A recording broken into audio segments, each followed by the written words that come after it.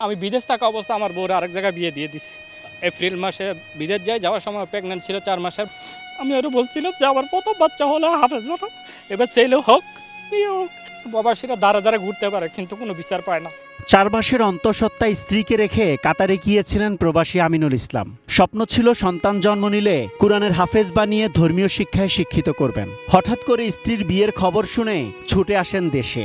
দেশে এসে দেখতে পান তার স্ত্রী সালমা আক্তার নতুন করে সংসার পেতেছেন অন্য কারো সাথে। থানায় অভিযোগ জানাতে এসে কান্নায় ভেঙে পড়েন প্রবাসী আমিনুল। গত রবিবার পর্যন্ত আমার ওনার সাথে যোগাযোগ ছিল, আমার ওয়াইফের সাথে। ফোন দিয়েছি, দেখে মোবাইল বন্ধ। কিনা মোবাইল বন্ধ কেন?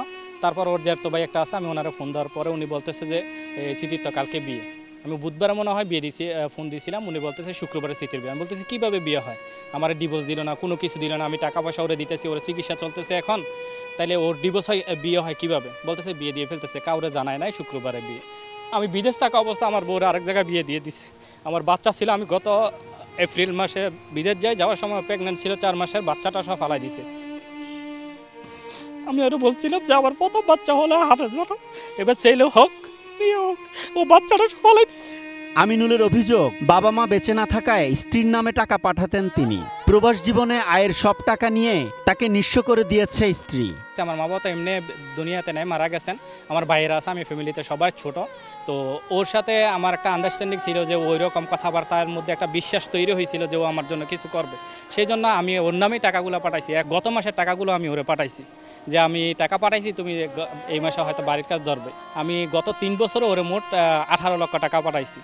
তারপর ওর ডিপিএস ছিল 1.5 লক্ষ টাকা। অ্যাকাউন্টের মধ্যে সব হিসাব আছে, হয়তো ব্যাংক স্টেটমেন্ট বার করলে সব পাওয়া যাবে ওইখানে। যে অ্যাকাউন্টে পাঠিয়েছেন, অ্যাকাউন্টটা কার নামে ছিল? ওর নামে, সালমা আক্তার। আমি ডিভোর্স দিলাম না বা আমার কাছে কোনো ডিভোর্সের পেপার নাই, ও কিভাবে বিয়ে বসে গেল? একটা হচ্ছে এটা, আর দ্বিতীয় হচ্ছে ও আমার থেকে টাকা পয়সা নিল। যদি ওই রকম করবে জানে ও বিয়ে বসে যাবে, তাইলে এরকম আমার থেকে টাকা পয়সা নিল কেন? আমার মা বাবা কেউ নাই, বা আমার ভাই, আমার সব ভাই বোনেরা বিয়ে শাদী হয়ে গেছে, সবাই সবার ফ্যামিলি নিয়ে ব্যস্ত। তাইলে আমি আমার ফ্যামিলিরে একটু ভালো রাখার জন্য যা ভালো। তার অভিযোগ, এর আগেও সালমা আক্তারের পরিবার মেয়ের জীবনের নিরাপত্তার কথা বলে জোর করে 10 লাখ টাকা নিয়েছেন তার কাছ থেকে। 3 বছর করোনার জন্য আসতে পারি নাই, তারপর 3 বছর পরে আসছি। যেই দিন আইসা আমি ওদের বাড়িতে গেছি, ওই দিন আমার আটকাই ফেলছে যে ওইখানে নাকি আমি বিয়ে করে, এই জন্য 3 বছর আসতে পারি নাই। আমি ওদেরকে করোনার পেপার সব দেখাইছি। আমি বলছি করোনার জন্য দুনিয়ার পুরা মানুষের সমস্যা দেখতেছে। তারপর ওনারা আটকাইয়া আমার থেকে 10 লক্ষ টাকা নিয়েছে ওর সিকিউরিটি বাবদ। আমার একটা দিন সুযোগ দেয় না যে আমার আত্মীয় স্বজন আছে বা আমার গ্রামের কাউরে ডাকি, ওই সুযোগ দেয় আমার থেকে মোবাইল নিয়ে নিচ্ছে। আপনার কাছ থেকে মোবাইল নিয়ে নিল, 10 লাখ টাকা নিয়ে নিল, আপনি এমনি 10 লাখ টাকা দিয়ে দিলেন। তো এখন যান বাঁচানো ফরজ। ওইখানে এরকম একটা পরিস্থিতি তৈরি করছে যে পুরা আড়াই ওরার মানুষ এখানে ফুল। এখন আমি একা, আমি আসছি বিদেশ থেকে, না পারছি আমি আমার বাইরে খবর দিতে, না কাউরে খবর দিতে যে আপনারা আসেন।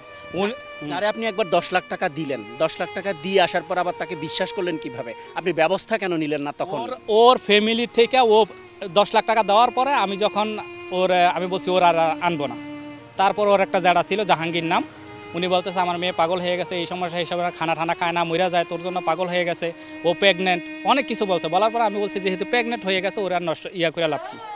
যে আমার মানবতা আমার ভিতরে কাজ করছিল, কিন্তু ওদের ভিতরে যে মানবতা নাই ওইটা তো আগে জানতাম না। তবে সালমা আক্তারের বাবা সব অভিযোগ অস্বীকার করেন।